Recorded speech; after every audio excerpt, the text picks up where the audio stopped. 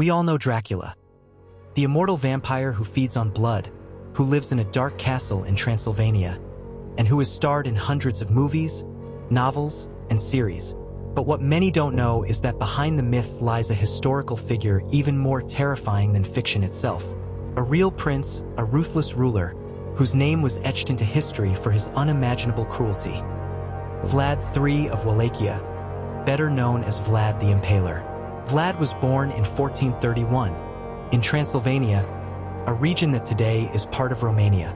His childhood unfolded amid constant wars between the Ottoman Empire and the Kingdom of Hungary, which deeply shaped his vision of power and violence. His father, Vlad II, belonged to the Order of the Dragon, a knightly order founded to defend Christianity against the Turks. From there comes the nickname Dracula, which means of the dragon. That's why Vlad III was known as Dracula, meaning son of the dragon. The name that immortalized him, however, did not come from his lineage, but from his brutality. Chronicles of the time tell that Vlad used impalement as his favorite method of punishment. The process was slow and cruel. The victim was pierced with a wooden stake, usually through the abdomen or rectum, and the body was left upright to die slowly, sometimes in hours, other times in days.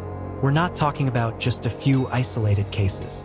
According to records of the time, Vlad impaled thousands of people, from enemy soldiers to thieves, traitors, and even peasants who disobeyed him. It is said that he created actual forests of the impaled, with hundreds of bodies lined up as a warning to anyone who dared challenge him. With such a record, it's no surprise that his reputation for cruelty spread throughout Europe. Some chroniclers described his atrocities in morbid detail, and in those accounts, reality began to blend with legend.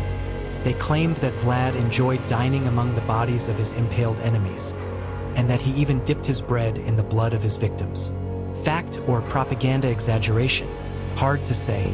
What's certain is that this image of a ruler feeding on blood was the first step toward the vampire myth. Centuries passed, and in the 19th century, Irish writer Bram Stoker picked up part of that dark legend to bring to life his most famous character, Count Dracula. In his 1897 novel, Stoker doesn't describe the historical Vlad exactly, but he does borrow his name, his Transylvanian origin, and his sinister aura. The result was one of the most influential literary creatures in history, the aristocratic, seductive, immortal vampire who inspired cinema, television, and popular culture for more than a century. The curious thing is that although Dracula is a monster of fiction, his roots lie in a flesh and blood character. And for many, Vlad was even worse than the myth. In the West, Vlad the Impaler was remembered as a bloodthirsty monster. But in Romania, his image is more ambiguous. Some remember him as a national hero who defended his land against the Ottoman advance, applying calculated terror to maintain Wallachia's independence. Others see him simply as a despot who enjoyed the suffering of others. The truth is that Vlad embodies a paradox. For some, he was a just leader who imposed order. For others, a medieval psychopath. In the end, history leaves us with a chilling lesson. Sometimes, reality can be far more terrifying than fantasy. Dracula will remain immortal in novels and films, but the real Vlad, the man who turned impalement into a spectacle of terror, was a very real nightmare. And now I ask you, what would you rather face? A vampire of legend or a flesh and blood monster like Vlad the Impaler?